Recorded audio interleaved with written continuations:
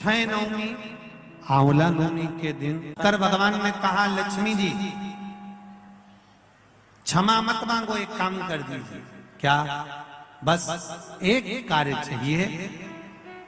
अक्षय नवमी आंवला नवमी के दिन जो आंवले के वृक्ष के नीचे दीप दान करेगा शाम के समय पर संध्या काल के अंतर्गत, तो उसके घर में कभी संपदा की कमी ना हो। लक्ष्मी जी ने कहा, प्रभु आप किया, मैं स्वीकार करता, मैं स्वीकार करता। जितने भी लोग कथा श्रवण कर रहे हैं और जो लोग नहीं सुन पा रहे हो, इस कथा की एक छोटी सी बात जनमानस तक पहुंचाइए कि आंवले के वृक्ष के नीचे आंवला नवमी के दिन शाम के समय दीप दान अवश्य करें, जिससे आपके जीवन में खुशियां समाहित हो, जीवन में आनंद की अनुभूति हो। अक्षय नवमी भी कहते हैं। आंवला नवमी के दिन शाम के समय पर आंवले के वृक्ष के नीचे घी का दिया लगाकर कनक धारा स्तोत्र का पाठ अवश्य करें। नहीं आता हो तो मोबाइल पे उसको सुने, पर एक बार आंवला नवमी के दिन आंवले के वृक्ष के नीचे कनक धारा स्तोत्र का पाठ चाहे संस्कृत में चाहे हिंदी में करना चाहिए। उससे साल भर लक्ष्मी की कमी नहीं आती और आनंद का अनुभव होता। कार्तिक महीने में आंवला नवमी आती है, करते हो पूजन? आंवला नवमी की कथा में एक प्रसंग आता है। आंवला नवमी का पूजन आपको करना आता है। व्रत करने वाली माताएं व्रत करती है, आंवले के पेड़ के नीचे जाकर पूजन करना, भोजन करना, आंवले का वृक्ष की छाया में बैठना, उस दिन किसी को अपशब्द ना कहना, आंवले की पूजन कर कर अपनी झोली को पसार कर चीटी उंगली और अंगूठे से आंवले की छाल को थोड़ा सा पल्लू में गिरा लेना, उस छाल को ले जाकर अपनी बरकत में, अपनी अलमारी में, अपनी तिजोरी में रख देना। यह आंवला नवमी की पूजन का विधान है।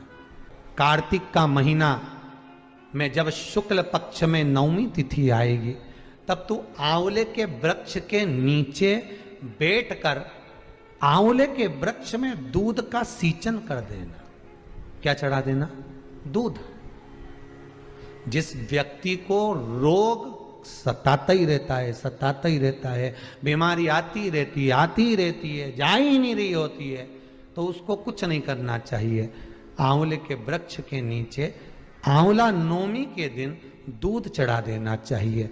फिर बीमारी दूर हट जाती है, व्यक्ति बीमार ही नहीं पड़ता। जिसको निमोनिया हो, श्वास की बीमारी हो, दमे की बीमारी हो, किडनी और लीवर से जुड़ी हुई बीमारी हो, उसके लिए सबसे अच्छी चीज है महाराज। चलने में हापड़ी भरा जाए, चलने में दम भरा जाए, तो आप आंवले के वृक्ष के नीचे दूध चढ़ाओ आंवला नवमी के दिन, काया ठीक होती है। तो जा, तू ये कर लेना। आंवले के वृक्ष के नीचे बैठकर जब तू आंवले पर दूध चढ़ाकर पूजन करेगी और उसी आंवला के वृक्ष के नीचे बैठकर जब तू अन्न का भाग ग्रहण करेगी, तब तेरा मुख में निवाला जाते ही वो औषधि का काम करेगा और तेरे शरीर की काया ठीक हो जाएगी। उस वैश्य की धर्म पत्नी ने हाथ जोड़ लिए गंगा मैया के मां में जाती। आंवला नवमी के दिन पहुंच गई आंवले के वृक्ष के नीचे, पूजन करी, अर्चना करी, दूध का सींचन करा, थोड़ा सा भाग मुख में लिया, वो निवाला अमृत बन गया और उसका काया ठीक हो गई, रोग मिट गया। आंवला नवमी का उद्यापन करने वाली माताएं जब आंवला नवमी के व्रत का उद्यापन करती है, तो आंवले के वृक्ष के नीचे ही ब्राह्मण ब्राह्मणी का भोजन कराया जाता है, घर के अंदर नहीं। घर के अंदर भोजन नहीं कराते। आंवला नवमी का अगर उद्यापन करना है, आंवला नवमी का अगर उजमना करना है, 5 माता 10 माताएं मिलकर अगर उजमना कर रही हैं, उद्यापन कर रही हैं, तो कहीं ऐसे जगह चले जाओ जहां आंवले का पेड़ लगा हो, आंवले का वृक्ष लगा हो, आसपास में कहीं कुछ मंदिर देवालय हो, वहां पर भोजन बनवा लो। वहीं पर आंवले के वृक्ष के आसपास में ही कहीं वहीं पर ब्राह्मण ब्राह्मणी का भोजन कराकर, चांदी का आंवला बनवाकर, चांदी का नहीं हो तो असली का जो आंवला होता है उसका दान दे देना चाहिए, पर करना चाहिए।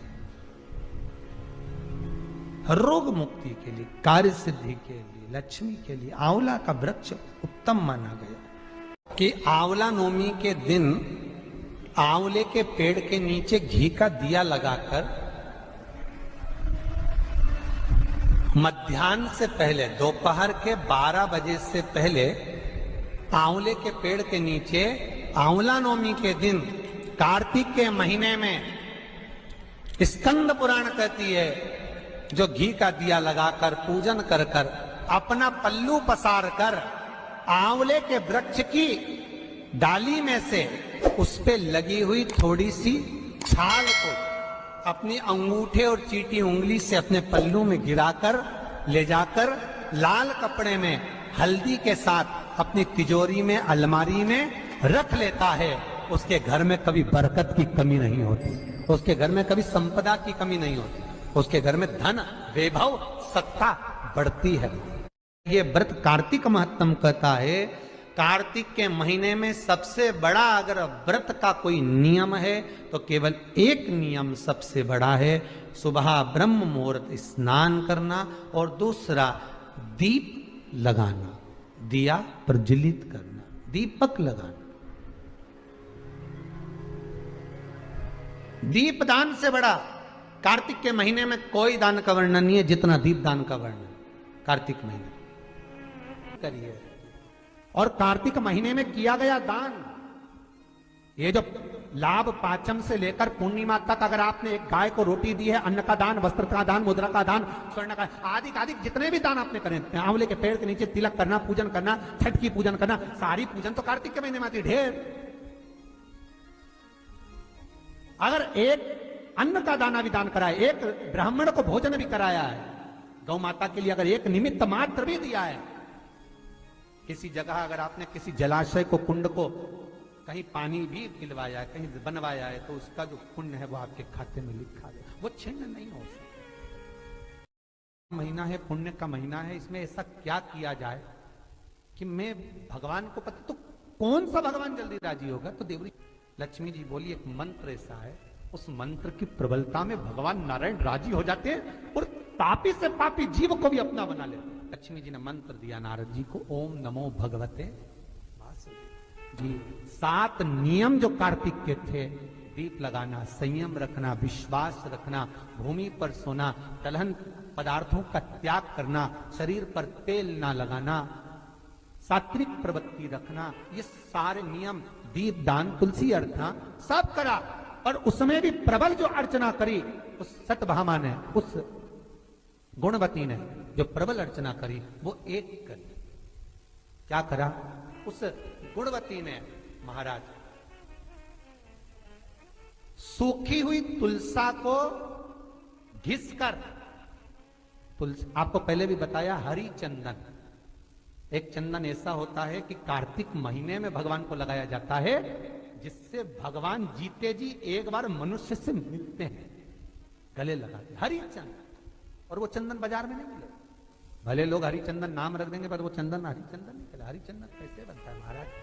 हरी चंदन बनाने का नियम, तुलसी जब सूख जाए तो कई लोगों का नियम रहता है, तुलसी सूख जाती है तो मुर्दे के ऊपर जलाने के लिए ले जाते हैं। कई लोगों को हमने देखा है तुलसी ले जाते हैं, पर वो गलत है। थोड़ा तुलसी की शाख ले गए वो अपनी जगह, पर तुलसी की जो जड़ होती है उसको संभाल कर रखो।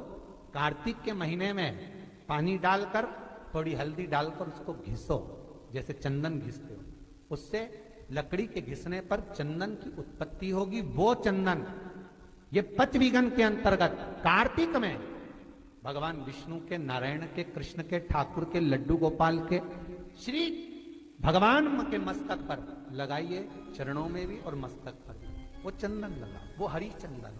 उसी चंदन को चरण में से लेकर अपने मस्तक पर लगाइए, जीते जी एक बार श्री हरि आपको गले जरूर लगाए। इसको कहते हैं हरी चंदन, वो हरी चंदन।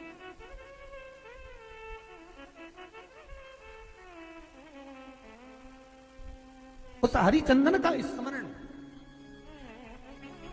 आंवले के पेड़ के नीचे जो आंवला नवमी के दिन कनक धारा का पाठ करता है, संपदा की कमी नहीं होती।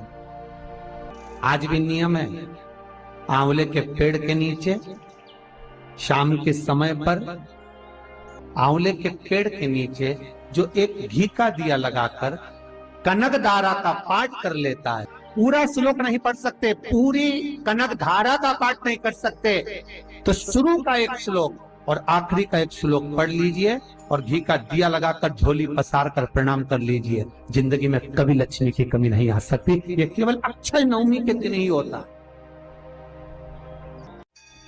लोग कहते हैं कलिकाल में आंवले के वृक्ष की महत्वता क्या है। जगत गुरु शंकराचार्य जी कोई द्वापर में जन्मे नहीं थे। जगत गुरु शंकराचार्य जी कोई त्रेता में नहीं जन्मे थे।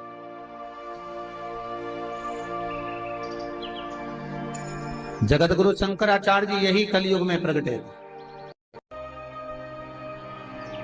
एक आंवला नवमी के दिन अगर 1 रुपया क्या, 1 अन्न का दाना क्या, 1 जल का पात्र क्या, 1 आंवले का टुकड़ा भी अगर कोई दे देता है तो वो 11 लाख कीड़े की योनि से छूट जाता है। गरुड़ पुराण अच्छे से पढ़ना, घर पर बैठकर जिसके यहाँ तो अच्छे से पढ़ ले। एक महत्तम की कथा कहती है, शालिग्राम भगवान के सामने, तुलसी जी के क्यारे के सामने, शिव मंदिर के सामने, नारायण मंदिर के सामने, रामकृष्ण मंदिर के सामने, नदी, तालाब, सरोवर, कुंड, बावड़ी, कुआं के पास में, तीर्थ में कार्तिक महीने में जब दीप का दान किया जाता है, दिया जलाया जाता है, तो व्यक्ति कितना भी पाप कर्म करा होता है, सारे पाप से मुक्त होकर भगवान के धाम की ओर अग्रणी हो जाता है। कार्तिक का व्रत कैसे करना चाहिए?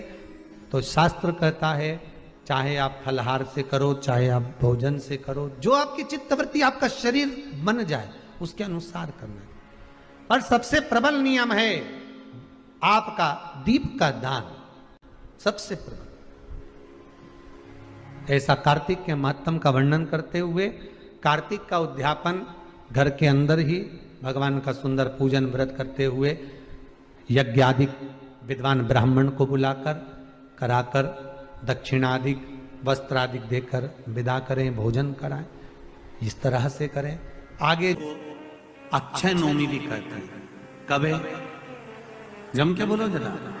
कल। आज गोपाष्टमी है, कल आंवला नवमी है। और आप सबसे निवेदन करूंगा कि आंवला नवमी के दिन शाम के समय पर आंवले के वृक्ष के नीचे घी का दिया लगाकर कनक धारा स्तोत्र का पाठ अवश्य करें। नहीं आता हो तो मोबाइल पे उसको सुने। और एक बार आंवला नवमी के दिन आंवले के वृक्ष के नीचे कनक धारा स्तोत्र का पाठ चाहे संस्कृत में चाहे हिंदी में करना चाहिए। उससे साल भर लक्ष्मी की कमी नहीं आती और आनंद का अनुभव होगा। करो। एक कितना सुंदर संवाद यहाँ पर लिखा हुआ है। देव उठनी एकादशी के दिन भगवान उठेंगे और देव उठनी एकादशी के दिन भगवान उठकर अपना कार्यभार भगवान शंकर जी से लेंगे। उससे पहले ऐसा नहीं है कि केवल देव उठनी एकादशी पर भगवान उठेंगे। आज जब आंवला नवमी का दिन आया और भगवान नारायण ने शयन करते करते अपनी करवट को थोड़ा सा बदला और बदलने के बाद भगवान की अर्ध निंद्रा हुई और नींद थोड़ी सी और जागने पर लक्ष्मी जी उनके चरणों के पास में विराजी थी। और विराजते से लक्ष्मी जी ने भगवान विष्णु जी से निवेदन करा, मेरे मन का एक संशय है, मैं आपसे कहना चाहती हूँ।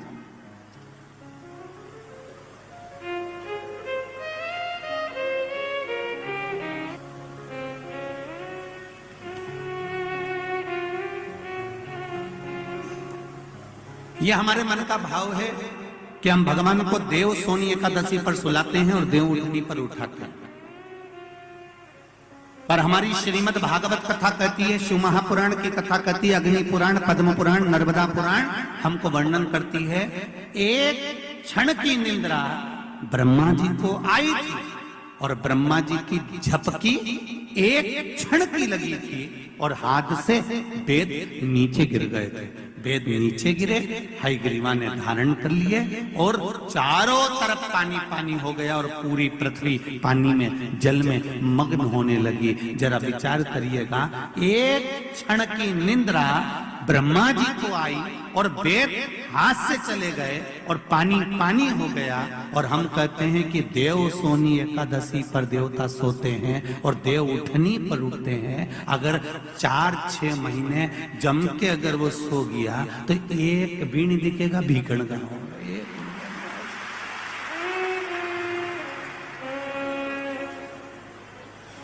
एक नहीं दिखने वाला। ये सोने की तो भगवान की लीला। अगर सही तरीके से देखा जाए तो मेरा परमात्मा कभी नहीं सोता, वो तो हर पल, हर घड़ी, हर क्षण आपके लिए तत्पर बैठा रहता है। आपने आवाज लगाई और वो भागा, जैसे घर की मां। आपकी लेखनी में, आपके पुराणों में, आपके वेदों में और आपके शास्त्रों में बताया जाए कि अगर जीव बैकुंठ तक नहीं जा सकता तो बैकुंठ पृथ्वी पर कैसे आ सकता है। ब्रह्मदेव ने कहा, जिस जगह पर आंवले का वृक्ष होता है उस आंवले के नीचे बैकुंठ का निवास होता है, इसलिए भोजन आंवले के वृक्ष के नीचे करना।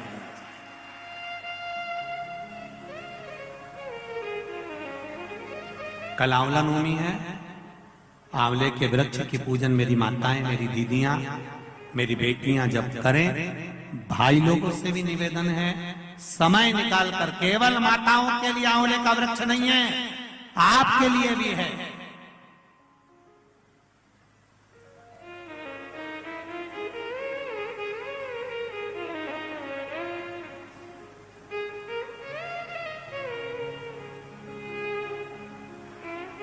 और मेरी माताओं से एक निवेदन, आंवले के वृक्ष के नीचे पूजन करने जाओ, रे पत्ती भी अगर पड़ी हुई है तो उसको भी थोड़ा सा उठा कर लिया ना।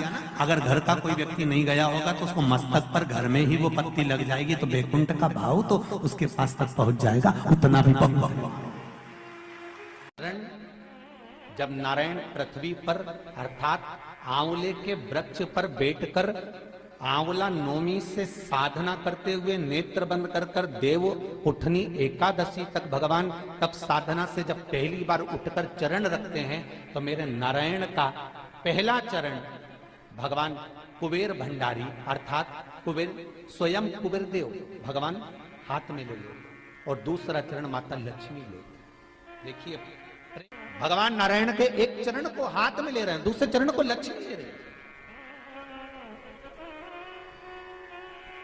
निवेदन करूंगा मैं आप सबसे,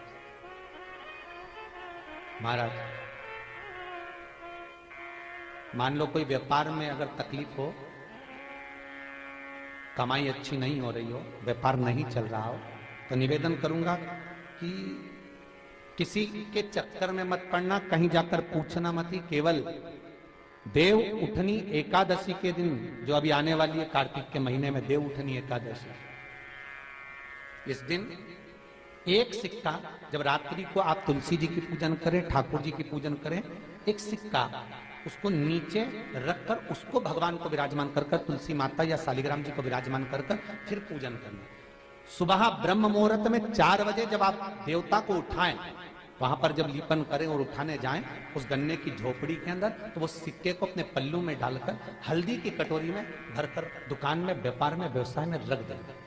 अगली एकादशी तक बताना जरूर कि कितना लाभ मिला, कितना कमाया आपने, सूचना जरूर देना हो, बताना जरूर कि कितना प्राप्त हो। क्यों? क्योंकि नारायण जब देव उठनी एकादशी पर उठते हैं, जब मेरे भगवान विष्णु अपना चरण नीचे रखते हैं तो एक कुबेर और दूसरी स्वयं लक्ष्मी भगवान के चरण को अपने हाथों में झेल लेती है। तो जिस स्थान पर आप देवता को उठा रहे हो, जिस स्थान पर आप भगवान की आराधना कर रहे हो, जिस स्थान पर आप भगवान को जगाने का प्रयास कर रहे हो, वहां आप अगर लक्ष्मी को विराजमान कर देंगे तो नारायण का चरण और लक्ष्मी दोनों कुबेर के साथ हमें प्राप्त हो सकते, तो विराजमान कर देंगे तो नारायण का चरण और लक्ष्मी दोनों कुबेर के साथ हमें प्राप्त हो सकते।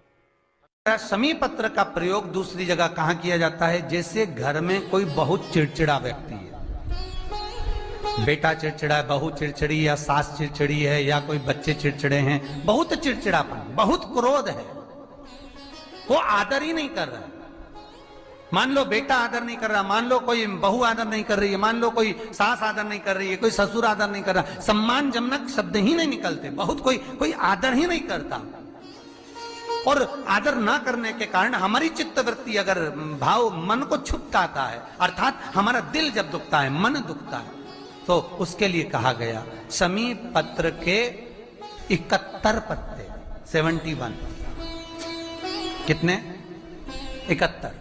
कभी यदि आप लोग 71 पत्ते शमी पत्र के हाथ की अंजलि में लेकर, उस पर हाथ की अंजलि में लेकर 71 ही चावल के दाने, पूर्ण अक्षत, क्योंकि शंकर भगवान ही उस पर हाथ की अंजलि में लेकर 71 ही चावल के दाने, पूर्ण अक्षत, क्योंकि शंकर भगवान को खंडित अक्षर मान्य नहीं है, तो पूर्ण अक्षत, जो पूर्ण अक्षत होते हैं, चावल का संपूर्ण दाना, पूरा दाना, कोई टूटा हुआ ना, पूर्ण अक्षत, 71 शमी के पत्ते, 71 चावल के दाने, हाथ की अंजलि में लेकर, जो सम्मान ना करता हो, चिड़चिड़ प्रवृत्ति का हो, भाव शुद्ध ना हो, ऐसे जीव का स्मरण कर कर अशोक सुंदरी हाथ में रखकर अशोक सुंदरी को छुआकर जो शंकर के शिवलिंग को समर्पित कर देता है, भगवान उसके हृदय में शीतलता का अनुभव कराता है, उत्पन्न करता है, शीतल